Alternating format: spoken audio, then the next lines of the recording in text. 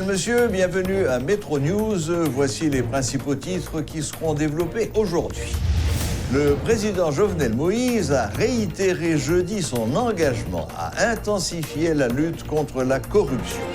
Le chef de l'État, qui participait à la journée porte ouverte organisée par l'ULCC, a fait remarquer qu'il avait obtenu une assistance de 18 millions de dollars américains de l'OEA en vue de renforcer les institutions chargées de la lutte contre la corruption.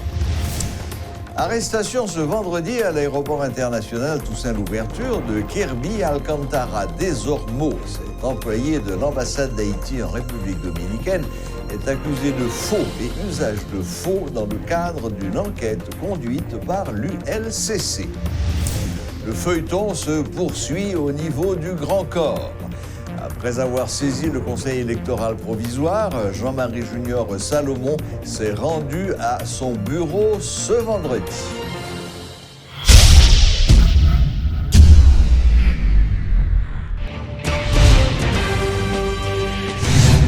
Le chef de l'État a réitéré jeudi son engagement à intensifier la lutte contre la corruption.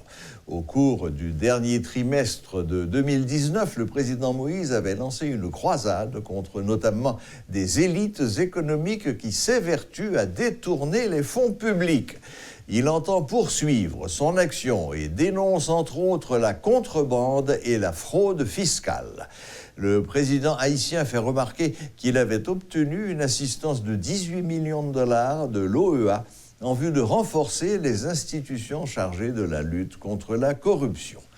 Présent lors d'une journée de sensibilisation de l'ULCC, le vendredi 16, le président Moïse a promis d'œuvrer à l'intensification des divers aspects de la lutte. Il insiste sur la nécessité de mieux collecter les recettes et de mieux contrôler les dépenses de l'État. Il apporte son appui à l'action du nouveau directeur général de l'ULCC, Maître Claudie Gassan, déterminé à faire respecter la loi en ce qui a trait à la déclaration de patrimoine. Le fonctionnaire est un serviteur de l'État. Il ne cherche pas à s'enrichir, a martelé le président Moïse. La journée de sensibilisation sur l'action de l'ULCC conduira dans les prochains jours à la suppression des virements bancaires pour les fonctionnaires. Maître Gassan soutient que 30% des chèques seraient détournés vers des individus ne fournissant aucun service à la collectivité. Maintenant, l'ULCC vous dit, moi je viens visiter DGA avec le ministre de la Justice, le commissaire gouvernement. Nos journées portes ouvertes que l'ULCC a fait et profiter, féliciter le directeur général là parce que c'est une institution, tout le monde a posé tête de questions. Longtemps, qui ça qui l'ULCC? Je pense que genre d'activité ça est important pour que l'autre entité dans l'État commence à suivre pour faire que le peuple la connaît qui ça même y a réglé.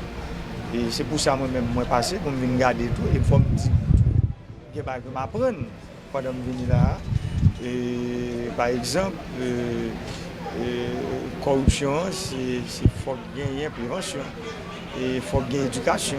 C'est pas seulement c'est répression. C'est pas ça seulement et maintenant ça est important pour que tout le monde qui a regardé qui a entendu là comprenne et connaisse tout ça. Mais ce qui est bien important, c'est que dans l'année 2019, là, moi j'ai fait appel à l'organisation OEA pour venir en aide à toute institution qui a lutté contre la corruption dans le pays. Je me parle de aide, j'avais dit pour renforcement.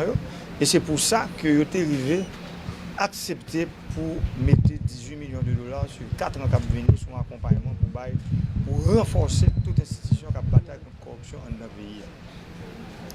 Et encore, si nous songeons, l'homme était monté, de fait monté président en février 2017. Le premier gros discours que nous avons fait le 4 septembre 2017 dans le lycée Pétion.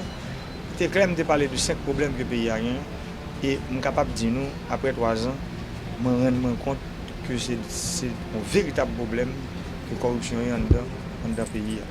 Ce n'est pas seulement dans l'État Parce que nous disons, et nous connaissons la loi de corruption qui ça le dit. Il est important pour tout le monde comprendre, par exemple, l'homme décidé pour faire fraude avec évasion fiscale, l'homme décidé pour faire contrebande, ça, nous ne sommes pas capables de regarder. Ça veut dire que ce n'est pas l'État seulement. Ça qui est important, c'est nous tous qui pouvons collaborer pour nous protéger, qui pour permettre que aujourd'hui, nous avons un pays côté comme l'État a rentré. Ça, c'est recette, non seulement il y a un bon contrôle sur eux, et il faut qu'il y ait un contrôle sur les dépenses. C'est pour ça qu'il est important pour les fonctionnaires publics qu'à faire déclaration patrimoine. Parce que pour l'État parler de contrôle sur des pensions, il est important pour nous comprendre ça, parce que en fait, l'homme pour l'État, pour venir pour servir, ça veut dire pour servir pour venir pour servir le peuple. Ça veut dire faut sur son serviteur, ou pas venir pour venir enrichir, pour venir servir. À la demande de l'unité de lutte contre la corruption, ULCC, la police a procédé ce vendredi à l'arrestation de Kirby Alcantara Desormeaux à l'aéroport international Toussaint-Louverture. Il a été appréhendé alors qu'il rentrait en Haïti à bord du vol Air Century en provenance de la République dominicaine. Rappelons que Kirby Alcantara Desormeaux, accusé de faux et usage de faux dans le cadre d'une enquête conduite par l'ULCC, a déjà été arrêté puis libéré le 30 décembre dernier. Le sénateur Jean-Marie Junior Salomon s'est rendu à son bureau de vice-président du Sénat ce 17 janvier. 24 heures après avoir saisi le Conseil électoral provisoire pour contestation liée à l'application de la loi électorale contre le président Jovenel Moïse, l'élu du Sud est revenu au Parlement attendant que les conseillers électoraux puissent décider de ce cas inédit. Le président Jovenel Moïse est en train d'instaurer une dictature féroce dans le pays, a-t-il soutenu lors d'un point de presse ce vendredi. Le sénateur Jean-Marie Junior Salomon, j'en ai constaté là, c'est que il est confortablement installé dans son fauteuil de vice-président du Sénat, faisant office de président provisoire, jusqu'à l'élection d'un nouveau bureau, conformément au prescrit du règlement intérieur du Sénat. Et m'apporte en précision, et moi répété plusieurs fois, ce n'est pas la méchanceté des uns qui fait mal, mais l'inaction des autres. Qui ça me le dit par là? Je dis, nous, face à une dictature, et une dictature féroce. Donc, si pas rien des hommes comme Jean-Marie Junior Salomon et autres pour dire halte là, eh bien, n'après que pouvoir PHTK, pral gagner un grand boulevard et le président Jovenel Moïse a venu tourner maître et seigneur. Et nous, quand même, moi, par exemple, même Jean, il dit que il constate caducité parlement et que le décide dans un tweet pour dire que le voyage de tiers aller, n'après le date mandat l'arrivée pour y aller, n'après monsieur dit bon, je suis le seul maître en Haïti et puis il a décidé tout par aller. Alors, bataille qu'a faite là, c'est pas une bataille pour en quelque sorte protéger ou bien encore pour garder pouvoir nous comme sénateurs, mais son bataille pour l'honneur. Donc, le Conseil électoral provisoire est face à ses responsabilités pour la vérité et pour l'histoire. Allons, belle bataille ça. Et ça prend le belle bataille là, c'est que nous prenons le président de la République, l'autre bagaille qu'il doit faire, si vraiment il se veut être un grand homme, un grand homme, la bien pour le faire meilleur culpable, pas demander pour le demander pardon. Même parce que il y a un acte de grandeur pour le faire, pour le reconnaître que messager Lio, ou plutôt conseiller Lio, te fait le faire erreur. Une grande procession est prévue le mardi 21 janvier pour clôturer la neuvaine de Notre-Dame d'Altagrace. De l'église Saint-Yves à Delma 5, les fidèles longeront la route de Delma pour parvenir à l'église Notre-Dame d'Altagrace, où sera célébrée une grand-messe d'action de grâce. Le père Francky Désir de la paroisse Notre-Dame d'Altagrace de Delmas revenait ce vendredi pendant la rubrique Le Point sur les activités prévues dans le cadre de la neuvaine qui se déroule du 12 au 20 janvier. Neuvaine, son temps de prière, c'est 9 jours de prière. 9 jours de prière intense. 9 jours, côté nous mettons à l'écoute de Dieu. 9 jours, côté nous chercher vivre dans plus proximité, dans plus intimité, bon Dieu. 9 jours, côté que nous avons adressé à bon Dieu une demande spéciale. C'est 9 jours de prière et côté que nous avons demandé bon Dieu une faveur spéciale, une grâce spéciale, côté que nous avons fait louange et accomplissement pour bon Dieu, nous avons dit bon Dieu merci, et côté que nous avons imploré miséricorde bon Dieu, nous avons imploré grâce bon Dieu, nous avons imploré bénédiction bon Dieu. Pas seulement pour nous-mêmes qui avons fait l'événement, mais pour le pays, nous, Haïti, qui connaît des jours difficiles. Pour le pays, nous, Haïti, qui a besoin de la paix. Pour le pays, nous, Haïti, qui a besoin de réconciliation. Pour le pays, nous, Haïti, qui a besoin de prendre la voie du progrès, la voie du développement. Et qui a besoin que toute petite lieu réconcilie l'une avec l'autre.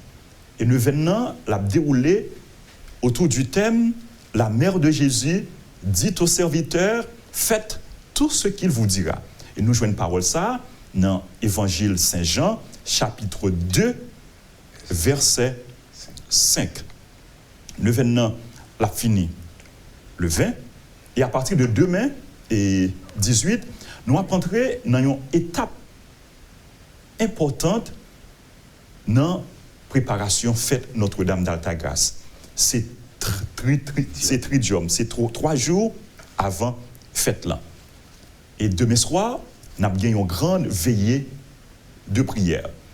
Et veillée de prière, ça a commencé et après 4e messe là, et l'a fini dans dimanche 19 janvier avec une grande messe d'action de grâce. Et puis, le jour de la fête, le 21 janvier, nous avons gagné plusieurs célébrations. Nous avons gagné messe à 6h, nous avons gagné messe à 9h, nous avons gagné messe à midi, à 2h PM, 2h après-midi, nous avons gagné une grande procession qui a sorti Delmas 5 devant l'église Saint-Martin-Saint-Yves. Nous avons plongé route Delmas et pour nous arriver dans l'église Altagrace, côté solennité Notre-Dame d'Altagrace, libérale clôturée avec une messe d'action de grâce. La tolérance au cœur de l'éducation protestante. Thème de la 30e Assemblée générale de la Fédération protestante d'Haïti tenue ce vendredi. C'était l'occasion pour le président du conseil d'administration de déplorer les jours de classe perdus à cause du mouvement Pays Loc, alors que l'année scolaire vient de recommencer. Guillaume Saint-Cyr, qui craint que les enfants bénéficient d'une éducation au rabais, appelle les politiciens à respecter leur droit d'aller à l'école. La moyenne est internationale, le nombre de jours de classe, moyenne internationale, moi je dis moyenne, il y a des pays qui baillent plus, c'est 200 jours par année scolaire, par année académique. En Haïti, l'école est en septembre, le ministère là, dans le calendrier, il y a 189 jours. Donc, on est en bas moyenne internationale. Là. Avec les gens qui ont pour pouvoir, ils ont fait un pays pour 3 mois, nous avons perdu près de 50 jours de classe. De 50 moins 189, nous avons seulement 149 jours créés, et tandis que le calendrier a refait, il est refait avec 146 jours de classe. Donc, c'est un bagage très grave parce que si mon yo pas apprendre le nombre de bagages que yo te doit apprendre pour qui rentre dans le programme année. Moi avec nous connaît que depuis 86, gens que situation éducation en Haïti il descend. Moun qui étaient formés avant les années 80, ils étaient plus bien formés en Haïti. Moun qui formés dans les 90, ils plus mal formés, en 2000 plus mal. Chaque jour éducation nous vient plus mal, il vient plus pas comparatif. Si que nous déjà tout problème ça dans l'éducation, professeurs qui pas formés et environnement d'apprentissage pas bon. Pour que nous venions gagner moins de jours de classe, c'est vrai que le ministre a parlé de compétences minimales, mais sous besoin pour Timoun dans le pays, ça, pour comparer avec le domaine aux États-Unis, en Amérique, quel soit le pays, parce que nous devons former des citoyens qui sont mondiaux. Mais avec 146 jours de classe, là, on parle de compétences minimales. Compétences minimales, on pourra le payer conséquence en 10, 15, 20 ans. Le petit monde, ça pour aller dans l'université. Le petit monde, ça c'est pour diriger le pays. Mais toute lacune que vous avez comblée, plus lacune, ça, nous pourrons le payer conséquence très, très, très, très cher. Et c'est un appel nous fait à tout politicien, que ça qui est en pouvoir, que ça qui aspire à venir au pouvoir, il faut que vous respectez le droit à l'éducation pour les enfants. Et jusqu'à présent, il y a des côtés dans le pays qui ne sont pas à l'école, par exemple la Saline. Il y a pile côté que Timounio jusqu'à présent pas à l'école. Et dis-moi qui j'ai formé Timounio, qui éducation ba aujourd'hui, m'a cadeau qui paye ou après demain. Donc nous capable déjà garder dans 20 à 30 ans qui qualité de pays que nous pouvons gagner. Et toute étude a montré que l'offre un investissement dans l'éducation Timoun, ben bénéfice là, ça aurait un retour ROI et return of investment, ça parle gain sur investissement fait dans l'éducation, là beaucoup, là 6 fois, 10 fois, 20 fois, 50 fois plus que ça investir. Si nous voulons vraiment pour payer ça qu'on est de jour meilleur, il faut que nous bâtissions une chance puis à l'école. Voilà, la boucle est bouclée. Merci de nous rester fidèles. Excellent week-end à toutes et à tous et à la prochaine, même heure, même chaîne.